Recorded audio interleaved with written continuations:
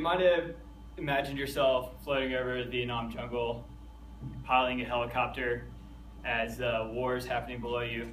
But sadly, war is not like this for the soldiers experiencing it, and the dreams afterwards don't sound like this at all. In Yusef Komunyaku's poem, You and I Are Disappearing, the narrator attempts to portray the brutality of war and the torment soldiers face trying to forget it. The poem's message is displayed by three metaphors that are motivated by the author's African-American heritage and the historical context of the Vietnam conflict. This can be seen in the poem when he portrays the victim as a universally broadcast image. He uses unrighteous civil circumstances surrounding the war to bond Americans through a common shared experience, and uses jazz to remember the brutality that servicemen faced. The poem is about forgetting just as much as it is remembering. It's not only a historical account of an event, but also a larger metaphor to the internal conflict all servicemen face. You and I Are Disappearing is found in Diao de Cao. It translates into Vietnamese for Crazy in the Head. This collection of war poetry was published in 1988, years after the Vietnam conflict. The American media had already forgotten about the pain servicemen face in and out of uniform, and placed shame for the U.S. involvement in the conflict. Additionally, Vietnam was the first televised war, and Americans could see it every day. Komunyaku, as a veteran, draws on resounding poetic devices in an attempt to transform the poem's horrific event into an enduring lesson. The cry I bring down from the hills belongs to a girl still burning inside my head. At daybreak, she burns like a piece of paper. She burns like oil on water. She burns like a cattail torch dipped in gasoline. She grows like the flat tip of a banker's cigar. Here, death alone is not sufficient enough for Komunyaku. He uses simile upon simile to create a poetic device that places the reader apart from, yet allows him or her to be an eyewitness to the event. This relates back to the context of the war, and the reader's transcendence is a metaphor to the American's perspective.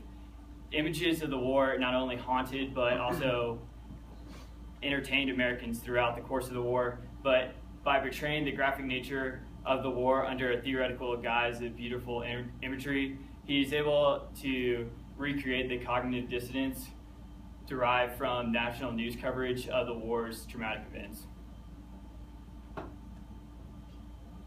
Vietnam's principal objective was to spread freedom and democracy in Vietnam, but at the same time, it asked African American soldiers to serve and to possibly give their lives for another country's freedom when they didn't have the same rights here. They weren't even allowed to drink from the same water fountain in most instances. So, Komunyaku was a valued member of the civil rights movement, which happened parallel to and after the Vietnam War, and he wanted to use his poetry to unite Americans around a common suffering bond of violence in the war.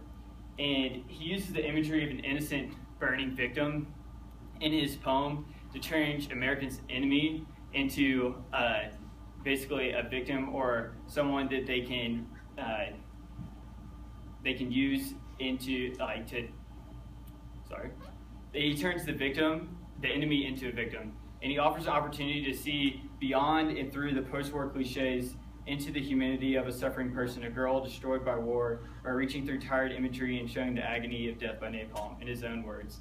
And he's hoping that this compassion that we create for the girl will help us see America's domestic enemy in his eyes, or African Americans, in a different incorporative scope, and that we can see them as a suffering victim.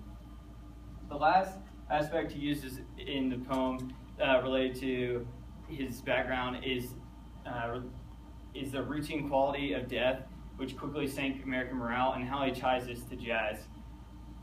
Jazz is a large component of African American heritage, and although the barrage of similes in the poem are disturbing in many instances, they create a repetitive and almost musical tone to the poem, which represents the pattern of death in Vietnam. He wanted it to just be repetitive and repeat, just like how you couldn't predict death in Vietnam.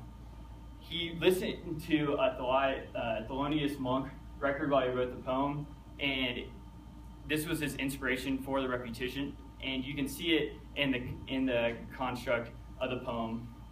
Additionally, the last metaphor it serves is, as he listened to this record and wrote the poem, when the music just stopped playing, he said he couldn't continue to write. He just had to stop there and leave the poem without a definitive conclusion, much like the Vietnam War. Komunyakaa said, "Poets write to uncover a truth we're after, not the truth Americans saw on their television screens, but the true violence and physiological effects on its servicemen."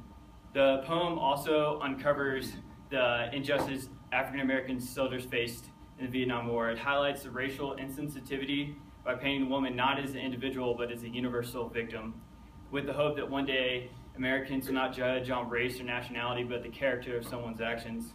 Similar to Monk's jazz, which has a unique and jagged tonality that invited their participant in, You and I Are Disappearing invites the reader to shift their opinion on the violence and outcomes caused by the Vietnam War. Thank you.